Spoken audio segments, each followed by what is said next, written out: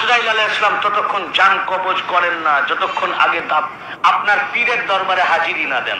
প্রশ্নটি করেছেন ভারতের মুর্শিদাবাদের বহরমপুর এলাকা থেকে। উনি লিখেছেন যে মোহতারাম, একজন বক্তার আলোচনায় শুনলাম উনি বলেছেন এই দরবার থেকে কারোর রুহ যদি কবজ করতে হয়, মানে এই দরবারের কোনো মুরিদের যদি রুহ কবজ করতে হয়, আজরাইল যদি রুহ কবজ করে, মালাকুল মাউত যদি রুহ কবজ করে, তাহলে অবশ্যই বাবার কাছ থেকে অনুমতি নিয়ে তার রুহটা কবজ করতে হবে। নাউজুবিল্লাহ বলবেন না। তারপরে উনি হোয়াটসঅ্যাপে লিঙ্ক পাঠাইলেন। লিঙ্ক পাঠানোর পরে বলছে হুজুর ভিডিওটা দেখে তারপরে আপনি মন্তব্য করবেন। তো এই ভিডিওতে মোহতারাম বক্তা সাহেব কী বলেছেন একটু শুনি, তারপরে আমরা সলিউশনটা দেবো ইনশাল্লাহ। যারা মুরিদ, আজরাইল আলাইহিস সালাম ততক্ষণ জান কবজ করেন না যতক্ষণ আগে আপনার পীরের দরবারে হাজিরি না দেন।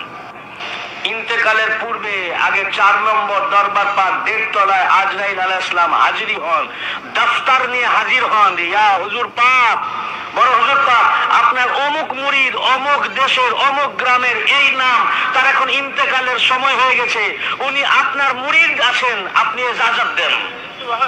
আপনার বিনা ওরা বলতেছে সুবহানাল্লাহ, সামনে শ্রোতারা, আপনারা কি বলবেন? জোরে বলেন কি? লা হাওলা ওয়ালা কুওয়াতা ইল্লা বিল্লাহ। কতভাবে যে মানুষের ঈমান চুরি করা হচ্ছে। এই শুনেন, হক্কানি পীর যদি পান, যার কাছে গেলে কোরআন হাদিস শেখা যায়, সঠিক পথ পাওয়া যায়, সেখানে যাবেন ওই পীর সাহেবকে শিক্ষক হিসাবে গ্রহণ করার জন্য। কি হিসাবে? হক্কানি পীরের কাছে যাব দিন শেখার জন্য, ইসলাম শেখার জন্য, খালি হুক্কুর হাক্কুর করার জন্য না। এই যে কথাটা বলল যে মালাকুল মাউত ওনার বাবা মানে পীর সাহেবের কাছ থেকে অনুমতি নিয়ে মুরিদের জান কবজ করতে হবে, এই কথাটা যে যিনি বলেছেন, তাহলে ওনার ওই বাবার মানে পীর সাহেবের যখন রুহটা কবজ করছে অনুমতি কার কাছ থেকে নিচ্ছে? ভণ্ডামি এগুলো কি? এদেশের মধ্যে মানুষের ধর্মীয় আবেগ বেশি, ধর্মীয় জ্ঞান কম, যে কারণে আমাদের এই বাংলাদেশে এবং পশ্চিম বাংলায়, ভারতের কিছু অঞ্চলে নানানভাবে সাধারণ মানুষকে বুঝাইয়া নিজেদের পাল্লা ভারী করে মানুষের ঈমান চুরি করে। শুনেন, ইহুদি, খ্রিস্টান, হিন্দু এরা ইসলামের জন্য ততটা ক্ষতিকর না এদেশের কিছু মোল্লা মুন্সি এবং পীর সাহেবরা যতটা ক্ষতিকর। হিন্দু সে ইসলামের ক্ষতি কি করবে? সে ইসলামে ঢুকতে পারে না, বরঞ্চ তার ধর্ম সে প্রচার করে। ওরা ইসলামের জন্য অতটা ক্ষতি করে না। কিন্তু আমাদের দেশের পথভ্রষ্ট আলেম এবং পথভ্রষ্ট কিছু পীর, যারা মানুষের ঈমানটাকে ইসলামের খোলসের ফ্রেমের মধ্যে থেকে ঈমানটাকে চুরি করে নষ্ট করে। আল্লাহ এদেরকে হেদায়েত দান করুক, আমিন বলেন। এবার আসেন দলিলে। আল্লাহ তাআলা কি বলছেন? আইনা মা তাকুনু ইউদরিকুমুল মাউত ওয়ালাউ কুনতুম ফি বুরুজিম মুশাইয়াদা।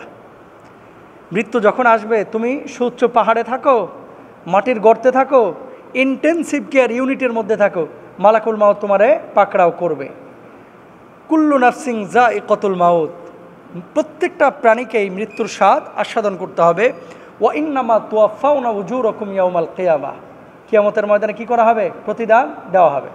দেখেন অন্য আয়াতে আল্লাহ তাআলা বলছেন, হাত্তা ইদা জাহাদাহুমুল মাউত ক্বালা রাব্বিরজিউন লাআল্লি আমালু সালিহান ফীমা তারাকতু কাল্লা ইন্নাহা কালিমাতুন হুয়া কাইলুহা।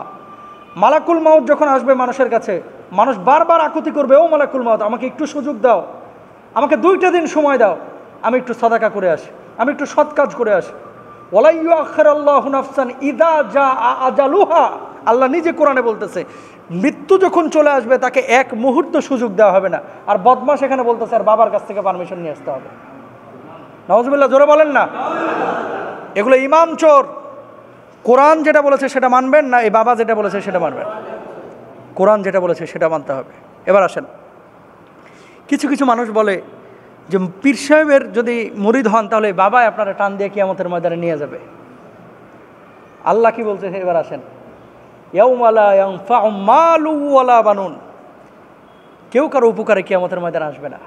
এরপর আল্লাহ বলছে কি, ইয়াউমা ইয়াফিরুল মারউ মিন আখিহি ওয়া উম্মিহি ওয়া আবি ওয়া সাহিবাতিহি ওয়া বানি লিকুল্লি ইমরিইম মিনহুম ইয়াউমাইদিন শাআনুন ইগনি। বাপ সন্তানের থেকে পালাবে, মা সন্তানের থেকে পালাবে, সন্তান মায়ের থেকে বাপের থেকে পালাবে, ভাই ভাইয়ের থেকে পালাবে। যেই মা জন্ম দিয়েছে সন্তানের জন্য, এই মা ফাঁসির কাষ্ঠে যাইতে রাজি আছে, এই মা কিয়ামতের ময়দানে সন্তানকে চিনবে না। আর বাবাই বলে হ্যাঁ রে জান্নাতে নিয়ে যাবে, বাবাই তো থাকবে সেদিন দৌড়ের ওপরে। আম্মা জান আয়েশা সিদ্দিকা রাদিয়াল্লাহু তাআলা আনহা বসা, নবীজিকে বলছে, ইয়া রাসূলুল্লাহ আমি আপনার কে? কয় তুমি আমার স্ত্রী। কিয়ামতের ময়দানে আমি কি কোনো ফ্যাসিলিটি পাবো না? কিসের ফ্যাসিলিটি? আপনার স্ত্রী হিসেবে আমি জান্নাতে বিনা হিসেবে যাব না? আল্লাহ নবী জবাব দিলেন, আয়েশা নিজের আমল নিয়ে কবরে ঢুকো, ফাতেমা নিজের আমল নিয়ে কবরে ঢুকো। আমল নিয়ে কবরে গেলে এই নবী কিয়ামতের ময়দানে আয়েশাকে ফাতেমাকে চিনবে, আমল ছাড়া কবরে গেলে এই নবী আয়েশাকে ফাতেমাকে চিনবে না। আর আমার বাবারা দাদারা আছে মাশাআল্লাহ, অটো গিয়ারে জান্নাতে যাইতে চায়, নিজে আমল করবে না, নিজে নামাজ পড়বে না, মুরিদ তো আছে অমুক বাবার, বাবাই টান দিয়ে নিয়ে যাবে। তোর বাবা যদি দৌড়ের উপরে থাকে তোর অবস্থাটা হবে কি? আল্লাহ হেদায়েত দান করুক, আল্লাহ বুঝ দান করুক। আমি কোনো পীরের বিপক্ষে কথা বলতেছি না, হক্কানি পীরদের কাছে যাবেন দিন শেখার জন্য। কিন্তু যারা এমন কথা বলে যে বাবা তোর নামাজ রোজা এটা দায়িত্ব আমি নিলাম, এরকম কথা যেহেতু বলে, কারণ কি এগুলো ইমান চোর। এগুলো কি চোর? জোরে বলেন, কি চোর? ইমান চোর। হক্কানি পীরদের পক্ষে থাকবেন, কিন্তু ভণ্ড এই সমস্ত মানুষ যারা ইমান চুরি করে এদের থেকে দূরে থাকবেন। আল্লাহ এদেরকে হেদায়েত দান করুক।